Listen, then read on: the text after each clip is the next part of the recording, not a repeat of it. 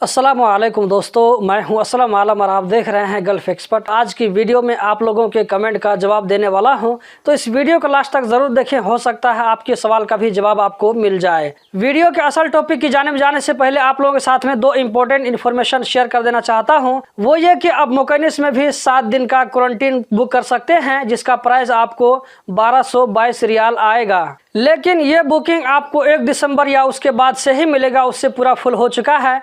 और इसके बारे में आप किसी तरह की इंक्वायरी करना चाहते हैं, किसी तरह की इन्फॉर्मेशन लेना चाहते हैं, तो आपको जो स्क्रीन पर नंबर नजर आ रहा है उस पर कांटेक्ट करके आप बात कर सकते हैं। और दूसरी बात यह कि 10 अक्टूबर से कतर में वो लोग जो गैर कानूनी तरीके से रह रहे हैं, इलीगल तरीके से रह रहे हैं, चाहे वो इकामा होल्डर हो या वीज़ा होल्डर हो, तो वो अपने इकामा को और अपने वीज़ा को ठीक करा करके कानूनी तरीके से रह सकते हैं। अगर इसके बारे में आप और भी ज़्यादा डिटेल से जानना चाहते हैं तो इस वीडियो के डिस्क्रिप्शन में आपको एक लिंक मिल जाएगा, उस लिंक पर जा करके देखें। अब हम चलते हैं आज की वीडियो के असल टॉपिक की जानिब। आज के पहले सवाल में अशोक ए ने पूछा है, कतर जाने से पहले कौन सा वेबसाइट पर जाना पड़ेगा। उस वेबसाइट का नाम है www.ehteraz.gov.qa। आपको स्क्रीन पर नज़र आ रहा होगा। इस वेबसाइट पर जाकर के फिल करना पड़ेगा और ये खास करके उन लोगों के लिए है जो कतर में नए जा रहे हैं, जिनके पास में इकामा नहीं है। जिन लोगों के पास में इकामा है उन लोगों को फिल करने की ज़रूरत नहीं है। अगले सवाल में मल्लू नीति व्लॉग पूछ रहे हैं कि कंपनी से भागा हुआ आदमी इस चांस को यूज करके स्पॉन्सरशिप चेंज करवा सकता है या नहीं। कतर में जो आज 10 अक्टूबर से एक रूल शुरू हो रहा है, जिसमें वो लोग अपने इकामा या वीज़ा को कतर में कानूनी तरीके से बनवा सकते हैं, तो इसी के बारे में इसका सवाल है।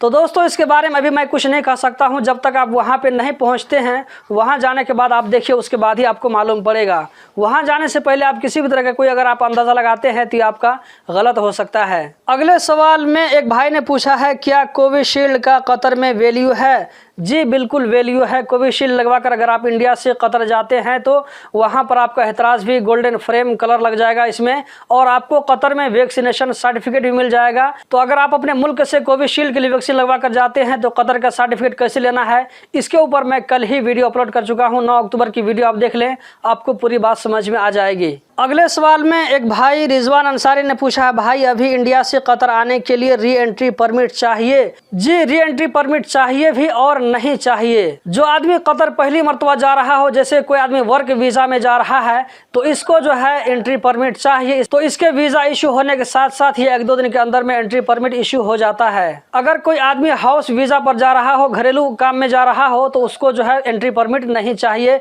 वो बिना एंट्री परमिट के कतर जा सकता है। अगले सवाल में संजीव मंडल ने पूछा है, हेलो सर, मैं कतर से 14 सितंबर 2021 को घर आया, कब तक दोबारा जा सकता हूं।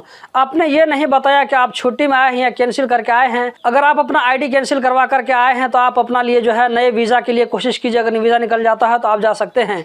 लेकिन अगर आपका आईडी कैंसिल नहीं है तो जब तक आपका आईडी कैंसिल नहीं होता है तो तब तक आपको थोड़ा इंतजार करना पड़ेगा। या ये कि आप 6 महीना के बाद में ट्राई कीजिए। अगर आपका इकामा कैंसिल नहीं होता तो फिर भी ट्राई कीजिए। अगर वीज़ा निकल गया तो आप जा सकते हैं। दोस्तों, ये एक बहुत बड़ा प्रॉब्लम है कि कंपनी वाले बहुत सारे लोगों को वैसे ही घर भेज देते हैं, इकामा कैंसिल नहीं करते हैं। इसके बारे में आने वाले दिनों में एक वीडियो बनाऊंगा। आप लोगों से उम्मीद करता हूं आप लोग इसको सपोर्ट करें ताकि आवाज़ आगे तक जा सके और उसके बारे में कोई रूल बन सके। अगले सवाल में एक भाई ने पूछा है, फैमिली ड्राइवर कैंसिल जाएगा तो कब तक कतर वापस आ सकता है। दोस्तों, कुछ दिनों पहले मैंने सर उबैद ताहिर की एक वीडियो देखी, तो उसमें वो कह रहे थे कि कतर से कोई भी कैंसिल जाता है तो कभी भी कतर आ सकता है। लेकिन बहुत सारे दोस्तों ने कमेंट में बताया है कि असलम भाई, मुझको 1 साल हो गया, अभी तक वीज़ा नहीं निकल रहा है, हालांकि मेरा आईडी कैंसिल है। तो इसके बारे में एक कन्फ्यूजन है। अगर मैं इसमें अपना एक्सपीरियंस आप लोगों के साथ में शेयर करूं, जो कि आप लोगों से मुझे मिलता है, अगर हाउस वर्कर कैंसिल जाता है तो उसका वीज़ा 2 साल से पहले नहीं निकलता है, चाहे वो जो कुछ भी कर ले।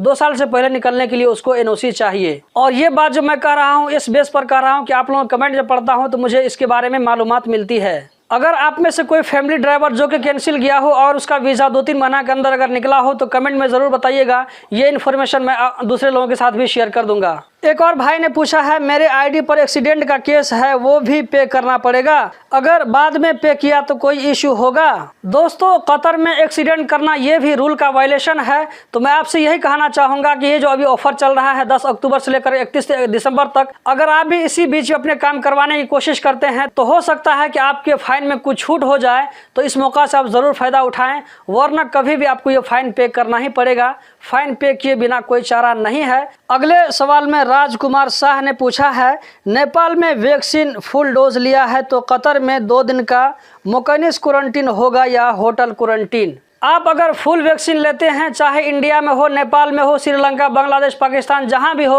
अगर आप Qatar approved vaccine full vaccine लेते हैं तो आपको 2 दिन का चाहे तो मekaines क्वारंटीन ले या होटल क्वारंटीन ले, दोनों में से कोई एक क्वारंटीन ले सकते हैं। अगर आप वर्क वीज़ा पर जाते हैं तो दोनों में से कोई क्वारंटीन ले सकते हैं, लेकिन आप वर्क वीज़ा के अलावा दूसरा वीज़ा पर जाते हैं, जैसे विजिट वीज़ा हो गया, तो इसमें आपको होटल क्वारंटीन ही लेना पड़ेगा। मekaines क्वारंटीन सिर्फ वर्कर के लिए है। अगले सवाल में रिजवान खान ने पूछा है, असलम भाई मैं कतर से छुट्टी में घर आया था, मेरा पासपोर्ट एक्सपायर होने वाला था तो दूसरा पासपोर्ट बनवाया है, तो कतर जाने में कोई प्रॉब्लम तो नहीं होगा? जी बिल्कुल प्रॉब्लम नहीं होगा, बल्कि आपने बहुत अच्छा किया कि नया पासपोर्ट बनवा लिया। अगर आप एक्सपायरी वाले पासपोर्ट पर जाते तो आपको कतर नहीं आने दिया जाता। आप में से भी कोई भाई अगर अपने मुल्क की छुट्टी में जाता है और उसका पासपोर्ट एक्सपायर होने वाला हो तो अपना पासपोर्ट रिन्यू करवा ले और साथ में नया पासपोर्ट पुराना पासपोर्ट दोनों लेकर के आए, इससे कोई प्रॉब्लम नहीं होगा। कतर आने के बाद में आपकी आईडी पर जो पुराना पासपोर्ट का डिटेल रहेगा वो नया पासपोर्ट पर ट्रांसफर हो जाएगा। इसके लिए आपको 120 रियाल चार्ज आएगा।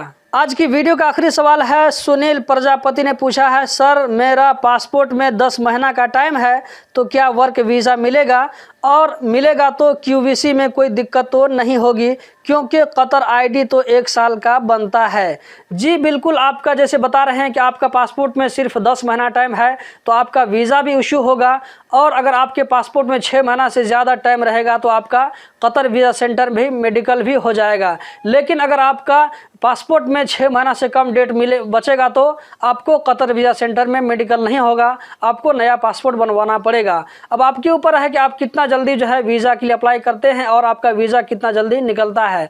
मेरा मशवरा अगर माने तो आप जो है अभी से नए पासपोर्ट के लिए अप्लाई कर दीजिए, क्योंकि अभी वीज़ा निकलने में थोड़ा टाइम लगता है। इसी तरह QVC में भी आपको टाइम लग सकता है। QVC होने के बाद में जो वीज़ा निकलता है, किसी भाई बता रहे हैं, कोई भाई बता रहे हैं कि 3 महीना हो गया अभी तक उसका वीज़ा अंडर प्रोसेस नहीं निकला है।